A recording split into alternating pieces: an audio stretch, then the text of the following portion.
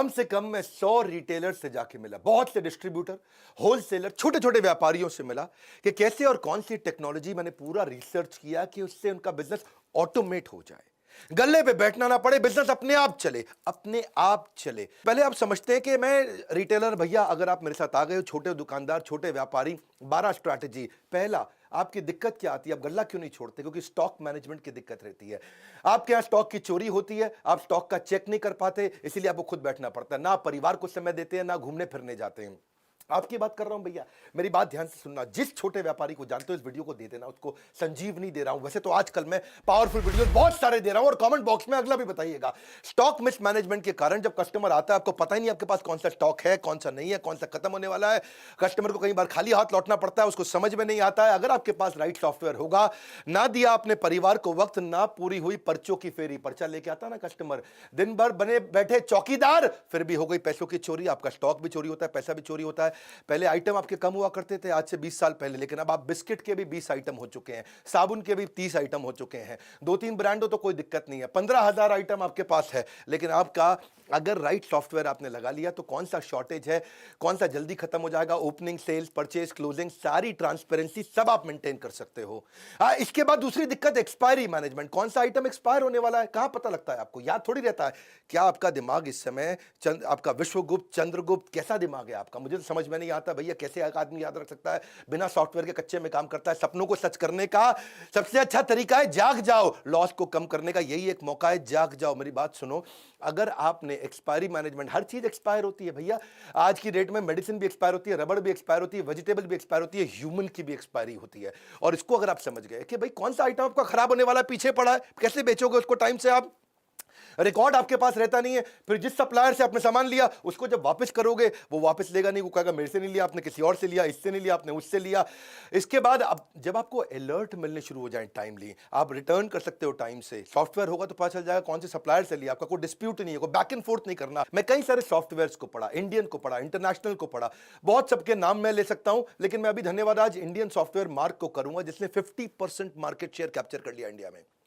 एक पेड़ से शुरू हुई, पेड़ के नीचे से शुरू हुई छोटी सी सॉफ्टवेयर की कंपनी मार्ग ईआरपी, जो कि 5 साल के अंदर बहुत इंप्रोवाइजेशन करके आज 10 लाख कस्टमर, 8,500 सेल्स की टीम, 27 देशों के अंदर 50% मार्केट शेयर, फार्मा का भी, एफएमसीजी का भी पूरा कैप्चर कर लिया। आज 20 बिलियन इनवॉइसेस मार्ग ईआरपी हर साल ट्रांजैक्शन दे रहा है, 7 लाख करोड़ रुपए की ट्रांजैक्शन पर ईयर। तो अगली दिक्कत आती है आपको रैक मैनेजमेंट की। गल्ला क्यों नहीं छोड़ पाते? आपके यहां को रामू शामू है, वो सारे रैक मालूम है, आप बेचारे परेशान। अब रामू आपको पता है क्या करेगा आगे चल के? क्योंकि उसको मालूम है कौन से रैक में क्या सामान रखा है, किस रैक में क्या सामान रखा है, तो आपको ब्लैकमेल भी करता है, आपको धमकी देता है। अगर आपके पास कंप्यूटर हो तो कंप्यूटर के दिमाग में सब चीजें आ जाएंगी, कौन से रैक में कहां क्या सामान रखा है। घर में आप अपने कच्चे मौजे तो ढूंढ नहीं पाते, दुकान में क्या सामान पड़ा है, कहां पे कैसे पता चलेगा आपको? अगर दूर करनी है अपनी डिपेंडेंसी की परेशानी, तो टेक्नोलॉजी को अडॉप्ट करो, नहीं सुननी पड़ेगी किसी की मनमानी। ईआरपी के सॉफ्टवेयर से आपको हर रैक का पता लग जाएगा। अलर्ट मैनेजमेंट, चौथी चीज, क्विकली, बहुत तेज चलूंगा, मजा आ जाएगा। अलर्ट मैनेजमेंट यानी कि कस्टमर की कौन सी रिक्वायरमेंट बार बार आने वाली है, कौन सी चीज कस्टमर बार बार लेता है। जैसे मान लो आपकी दवाई की दुकान है, diabetes, high blood pressure, cholesterol, कोई हार्ट की प्रॉब्लम है, कोरोनरी आर्टरी डिजीज है, कोई थायराइड है, कोई इनहेलर लेता है, कोई आर्थराइटिस की, कोई अल्जाइमर की, कोई एड्स की, जो दवाइयां बार बार ली जाती हैं, हर हफ्ते लेनी पड़ती है। अगर आपको अलर्ट आ जाए और सॉफ्टवेयर ऐसा हो कि अपने आप उसके मोबाइल पे मैसेज भेज दे कि आपकी दवाई खत्म होने वाली है, कल की आखिरी डोज है, अगली डोज आपके घर भिजवा दें, प्रेस यस, बस आप उसके घर पे भिजवा दोगे दवाई, को दिक्कत ही नहीं है। अगर आपके पास ऐसा अलर्ट का सिस्टम आ जाए, ये सॉफ्टवेयर से क्या होगा, आपकी सेल्स आपकी वैसे ही डबल हो जाएगी। बहुत सारे कस्टमर जो देखेंगे यार ये मेरे को अपने आप मैसेज भेज देता है, ये मुझे दवाई का याद दिला देता है, 30-40-50% तो वैसे ही बढ़ जाएगी। नहीं तो वही कस्टमर आपका कॉम्पिटिटर के पास चला जाएगा। अपना केमिस्ट जो होगा ना, एक अच्छा राशन की दुकान वाला होगा, लॉकडाउन के दौरान जो बूढ़े लोग थे बेचारे, जिसने ये सॉफ्टवेयर लगाए थे ना, वो उनके घर पे सामान डिलीवर करके आया करते थे।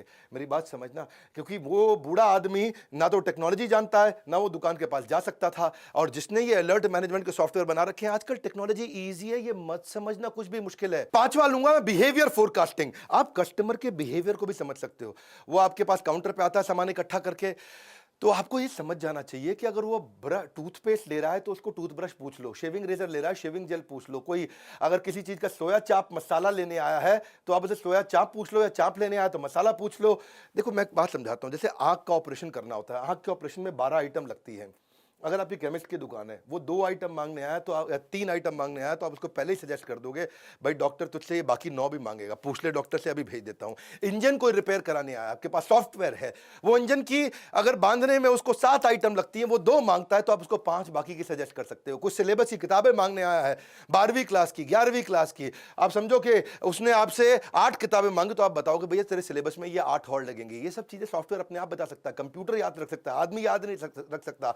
कंप्यूटर एक ही काम को बार बार करने में बोर नहीं होता, इंसान बोर हो जाता है। छठा स्ट्रैटेजी, अगर सही टेक्नोलॉजी अपना लेगा, भैया बहुत सस्ती है टेक्नोलॉजी है, 1000 रुपया महीना पे लग जाती हैं। जैसे और 1000 रुपया महीना भी क्या जिंदगी भर नहीं देनी है आपको, 1 साल दिया उसके बाद सॉफ्टवेयर फ्री हो जाते हैं। प्रॉफिटेबल पुश सेल्स समझो आप, जो चीज खराब होने वाली है या जिसमें मार्जिन ज्यादा है, आपका सॉफ्टवेयर आपको बता देगा भैया ये वाली आइटम सजेस्ट कर दो उसको।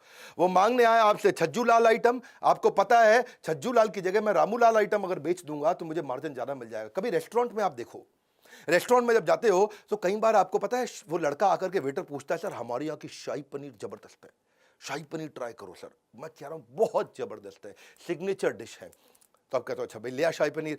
पता है उसने क्यों बोली थी आपको शाही पनीर सिग्नेचर डिश है? क्योंकि अंदर से उसको बता दिया गया था भैया खराब होने वाली है, दोपहर की बनी हुई है, रात को सारी निकाल दो। इसका मतलब क्या है, अगर वो खराब हो जाती तो रेस्टोरेंट वाले का धंधा मार्जिन खत्म हो जाता है। ऐसे ही कौन सी आइटम आपकी एक्सपायर होने वाली है, कौन सी आइटम पे मार्जिन ज्यादा है, कौन सी आइटम आपको ज्यादा बेच देनी चाहिए, कौन सी आइटम आपको ट्राई करनी चाहिए बेचने में, ये इसको बोलते हैं प्रॉफिटेबल। प्रॉफिट वाली आइटम को आप पुश करके निकाल सकते हो, एक्सपायरी से पहले निकाल सकते हो। एक इच्छा से कुछ नहीं बदलता है, लेकिन निर्णय से सब कुछ बदल सकता है। आपको ये सोचना चाहिए कि मैं भी टेक्नोलॉजी अडॉप्ट कर सकता हूं। हर छोटे व्यापारी को बदलने वाला हूं मैं इस देश के अंदर। कंप्लायंस मैनेजमेंट, कंप्लायंस पूरा नहीं करता व्यापारी, इसको डर लगता है, जीएसटी का डर लगता है, हर चीज का डर लगता है। पर आपको बता दूं, जब कंप्लायंस के छापे पड़ते हैं वैसे ही आपकी हालत खराब हो जाती है। छोटे छोटे लाइसेंस होते हैं, नारकोटिक ड्रग का, दवाई वालों के लिए स्केड्यूल एस ड्रग का, एल्कोहलिक ड्रग का, अरे जो राशन वाले हैं उनके लिए भी noodle, milk, tea, coffee, bread, shampoo सबके लिए लाइसेंस लगता है। पेस्टिसाइड का, मॉस्किटो स्प्रे का, फ्लोर क्लीनिंग का। रिटेलर के लिए Hajmola, pain killer, lozenges, inhaler, ayurvedic cough syrup, सबके तो लाइसेंस लगते हैं। पूरी जिंदगी इसी डर में बिता देता है भैया आदमी कि मैं कंप्यूटर लगा लूंगा तो काम पक्के में हो जाएगा। मैं आज एक ऐसा कमाल का आपको नंबर समझाता हूं, आपका गेम चेंज हो जाएगा। कच्चे में काम करते हो, पक्के में कर लो, कोई बहुत खर्चा नहीं है। समझो आपने 100 रुपए का सामान पीछे से खरीदा सप्लायर से, 110 रुपए का कस्टमर को बेच दिया। 100 का खरीदा, 110 का कस्टमर को बेच दिया। वो जो 100 का खरीदा और उसका जो 100 आगे गया, उसका जीएसटी का इनपुट क्रेडिट आपको मिल जाता है। आपको जो टैक्स देना है वो केवल बचे हुए 10 रुपए पे देना होता है, और 10 रुपए पे केवल 1 रुपया टैक्स देना होता है। और चक्कर क्या है, 1 रुपया बचाने के चक्कर में तू पहले 110 रुपए भी खराब करता है और अपनी पूरी जिंदगी भी खराब करता है। मेरी बात को समझना, 100 की आइटम आप बाजार से लेकर के कस्टमर को बेचते हो 110 की, तो टैक्स आपको खाली 10 रुपए पे देना होता है। और 10 रुपए पे क्या है, 1 रुपया देना है। तुमको 110 रुपए में 1 रुपया टैक्स देने में इतनी दिक्कत है, बोरी भर के बैठा है, बोरी के टुकड़ों के लिए रो रहा है। इतना मुश्किल नहीं है, तेरे जीएसटी के कंप्लायंस पूरे हो गए, धंधा पक्के में आ गया। वरना गवर्नमेंट के बहुत इनिशिएटिव है, ई वे का इनिशिएटिव है। आप वैसे भी देखो जीएसटी के चक्कर में आप स्टॉक मेंटेन नहीं करते, एक्सपायरी का आपको टेंशन रहता है, चोरी का टेंशन रहता है, क्योंकि आप पक्के में काम नहीं कर रहे। पक्के में काम कर, घर पे बैठ, बच्चों के साथ बैठ, जिंदगी में घूम, मजे मार, वृंदावन जा, भगवान के नाम का भजन कर, दुबई जा, बीच पे बैठ के लेमोनेड पी, तुझे कोई नहीं रोकेगा। हर धंधे में होगी सिर्फ बचत ही बचत, कंप्यूटर करेगा बिजनेस में आपकी मदद। अगला है कोलैबोरेटिव कॉमर्स। अगर सॉफ्टवेयर बढ़िया है, जैसे मैं मार्ग ईआरपी की बात कर रहा था, मार्ग ईआरपी में तो आपको डिस्ट्रीब्यूटर से कोलैबोरेट कर देगा। डिस्ट्रीब्यूटर, रिटेलर, होलसेलर सारे कोलैबोरेट हो जाते हैं। तुझे कहीं जाने की जरूरत नहीं है, तेरे पास ई रिटेल ऐप्स होती हैं। ई रिटेल ऐप पे तू किधर भी बैठ करके कौन सा सप्लायर सबसे नजदीक का है, तू यहीं से बटन दबाता है, तेरे पास माल पहुंच जाता है। नियरेस्ट सप्लायर कौन है, सब्स्टिट्यूट किसका कहां मिलता है, प्राइस कंपेरेबल क्या है, कौन तुझको सस्ता दे रहा है, कौन तुझको महंगा दे रहा है, किसमें तेरा मार्जिन ज्यादा है। तुझे करना क्या है भैया, कुछ नहीं करना है तेरे को हर चीज का, स्टॉक का, रेट का, स्कीम का सब कुछ दिख जाता है। बैठे बैठे ऑर्डर कर, बस तुझे ईआरपी से पुरानी आइटम का कंपेरेबल मिल जाएगा। पहले पहले वाले ने मुझे इतने का दिया, पहले वाले ने मुझे इतने का दिया, रेट क्या है, डिस्काउंट क्या है, स्कीम क्या है, मार्जिन क्या है, इसे बोलते हैं कोलैबोरेटिव कॉमर्स। तू अपने आप कर सकता है, ये सब चीजें बैठ के कर सकता है। पर चक्कर क्या है, तेरे को ना शटर खोलने की आदत है, शटर बंद करने की आदत है। तू बैठ, तो जिंदगी खराब हो जाएगी, तू ऐसे ही रहेगा सारी जिंदगी। कब से कह रहा हूं मैं, कोई खर्चा नहीं है टेक्नोलॉजी अडॉप्ट करने में, सिर्फ ढक्कन हटाना है। यहां से ढक्कन हटा, जिंदगी बना, गल्ला छोड़ दे। तू गल्ला छोड़ सकता है, नौवीं स्ट्रैटेजी। गल्ला छोड़ने के लिए क्या, हर आइटम पे बारकोड है, कंप्यूटर लगा ले, बारकोड पे स्कैन कर, कोई दिक्कत ही नहीं है। तुझे डर क्या लगता है कि वो सस्ता बेच देगा, वो चोरी ना कर ले, वो किसी और को ना बेच दे। लेकिन बारकोड बिलिंग से, ईआरपी से तुझे कोई प्रॉब्लम ही नहीं है। उसने बस स्कैन करना है और कुछ रेट याद नहीं करना, कोई स्कीम याद नहीं करना, कोई डिस्काउंट याद नहीं करना। कस्टमर को भी डिलाइट लगता है, कस्टमर को भी लगता है अपनी मर्जी का रेट नहीं लगा रहा, बारकोड से ऑटोमेटिक रेट लग रहा है। क्यों जाते हैं लोग बिग बाजार पे, क्यों जाते हैं लोग डीमार्ट पे, सब बारकोड से हो रहा है वहां। उसको विश्वास आ जाता है, अरे ये मुझको महंगा नहीं देगा जो रेट फिक्स है उसी पे देगा, ठीक ठीक लगा लो, ठीक ठीक लगा लो, वो चक्कर खत्म। कोई चक्कर नहीं, तेरे में बारकोड है, तुझे गल्ला छोड़ सकता है तू, कोई प्रॉब्लम नहीं है। लेकिन कस्टमर का मन करता है, फ्लर्ट करता है, ये आइटम नहीं ये उठा लूं, ये आइटम नहीं ये उठा लूं, उसको पता है सही रेट पे मिलेगा। कस्टमर वापस आकर के अगर कभी सामान भी वापस करेगा, तुझे पता चल जाएगा तेरे बारकोड से निकला है कि सामान के नहीं निकला है। कोई प्रॉब्लम नहीं है, हर चीज का रेट सेट हो जाता है, ओनर गल्ला अपना आराम से छोड़ सकता है। बिग बाजार पे जो लड़का बैठा होता है ना, उसके हाथ में कोई अथॉरिटी नहीं होती, पता है आपको। वो खाली बटन दबा सकता है गन से, कुछ नहीं कर सकता। उसका कोई रिश्तेदार भी आ जाए ना, वो खाली क्वांटिटी डाल सकता है और कुछ नहीं। प्राइस वो नहीं डाल सकता, डिस्काउंट वो नहीं डाल सकता, स्कीम वो नहीं डाल सकता, कुछ वो चेंज नहीं कर सकता। अपना रिश्तेदार आ जाए तो भी वो कुछ चेंज नहीं कर सकता।